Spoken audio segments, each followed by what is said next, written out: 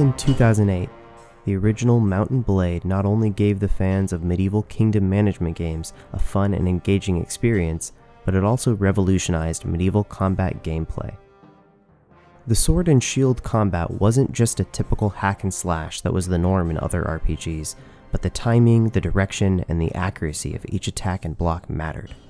Now, after more than a decade, and after 2 years of early access, Mount & Blade II Bannerlord is finally here to expand on what its predecessor had established and deliver hundreds of hours of fun gameplay, exciting combat, epic siege battles, complex kingdom management mechanics, and much more. Developed and published by Tailworlds Entertainment, Mount & Blade II Bannerlord is a massive open-world medieval RPG that improves on the genre and honors the legacy of the Mount & Blade franchise.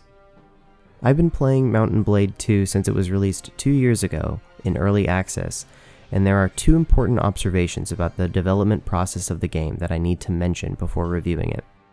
First is during the early access period, Tailworld Entertainment has been very receptive to community feedback, and with open communication and regular patches, they have made a lot of improvements to the game. And second is that the development is not over yet. The launch is just another step in the ongoing development process of the game, and we can expect many more patches that improve upon what we have today. With that out of the way, let's get to the game itself. Mount & Blade II Bannerlord takes place in the land of Calradia, the scene of a huge civil war that shattered the Empire, ruling it to pieces. We start the game shortly after the Narrated Folly, the battle in which Emperor Narrated was betrayed and killed. The brilliant thing about Bannerlord's story is that there is no narrative path to follow once you begin the game. The story of Calradia, what happened in the war, why the Empire collapsed, and each noble and each faction's part in it is history.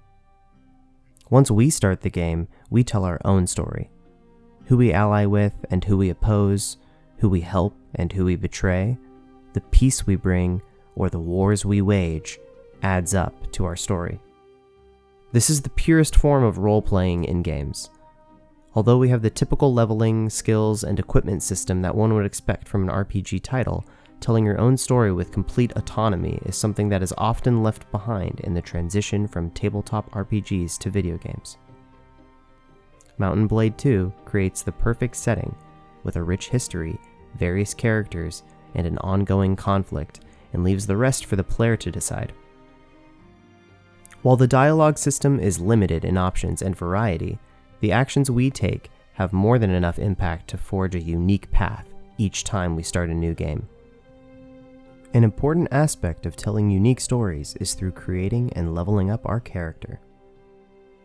Apart from expansive appearance customization, we also get to choose different skills to start with, and each choice explains the backstory of who we were earlier in life. The starting skills can give us a direction of who we want our character to be, and when we level up further, we will choose the skills that fit our narrative and gameplay best. By choosing various skills, you can become a formidable combatant, an accurate sharpshooter, a legendary blacksmith, a feared outlaw, a wise leader, or a wealthy trader. And these are only a few of the possible paths our character can take. There are already many YouTube series of content creators role-playing historical or fictional figures in Mount & Blade II, and there are many more ideas left to be explored by new players. Another surprising aspect of Mount & Blade II was realizing how many different things we can do in the game. At first glance, tournaments, battles and sieges, and trading and diplomacy might seem like all there is to the game. But more and more has been added to the game during early access, such as prison breaks, fighting gangs in the cities, new quests, and new battle maps. There are also 2 main game modes, Campaign and Sandbox. In Campaign mode, you will start the game with 3 siblings that can help you out later in the game. You have a few quests that guide you in the early stages of the game, and you can play through the tutorial and learn all of the basic mechanics. Sandbox's only significant difference is the absence of main quests, and you are free to do what you want. The difficulty of various aspects of the game is also highly customizable, and you can change it during the game if you feel like the game is too easy or too hard for your taste. We can't talk about Mount and Blade and not mention the combat system. The directional attack and block combat provides one of the most realistic and engaging combat systems in any medieval RPG. You are never overpowered. Even with your combat skills at max level and with the best equipment, you will need to make split-second decisions and reactions, and a single mistake can mean your defeat. You can take on a few, or maybe a dozen enemies on your own, if you are skilled at the game, but in large-scale battles, you are just one of the hundreds of soldiers, and to win these battles when the odds are against you, you need to be a smart strategist and lead your army carefully. This is the difference between the early and late stages of the game. When we start, we mostly fight looters and bandits, with a few inexperienced soldiers on our side. We need to pull our weight in combat at this stage and be on the front lines. But once we get to the later stages of the game, if we choose to opt into huge battles between armies, we need to learn what formations to use, micromanage the movement and actions of different groups, and stay out of direct combat as much as we can. There's always a chance to win these battles if we are not outnumbered by a huge margin, but if we fall early in battle and our men are left on their own, there's not much hope left, especially since AI behavior is not optimal in huge fights. These large battles and sieges are where we get to see how epic Mount and Blade II Bannerlord can truly look. But it's also when we realize how taxing rendering and processing these events can be on our system. My PC is getting a bit old, and I would experience significant FPS drops, especially if the fight was taking place in harsh weather such as rain or snow.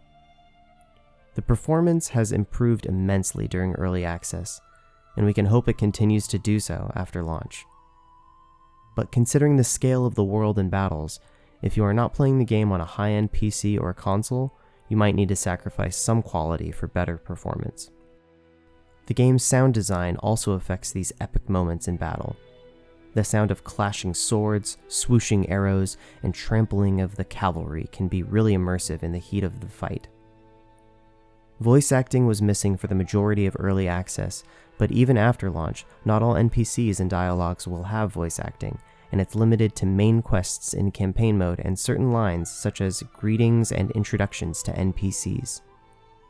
When we get to the later stages of the game and have to decide on army compositions, kingdom policies, and settlement management, we might come upon what the community has dubbed the Tailworld's Math.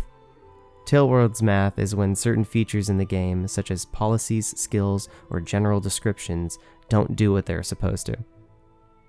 Some of these features might not apply their effects correctly, or in rare cases, they won't work at all.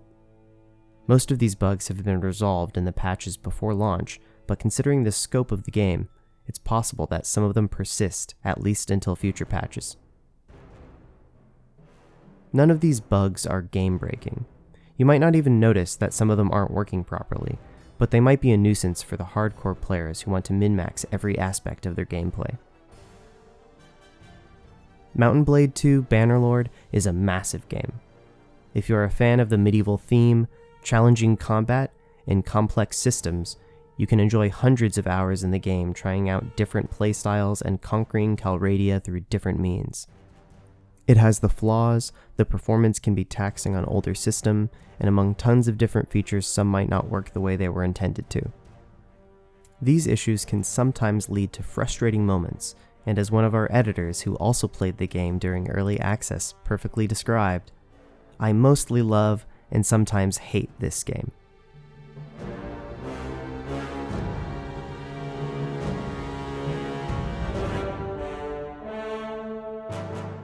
Nima played Mount and Blade II Bannerlord on PC with a code provided by the publisher.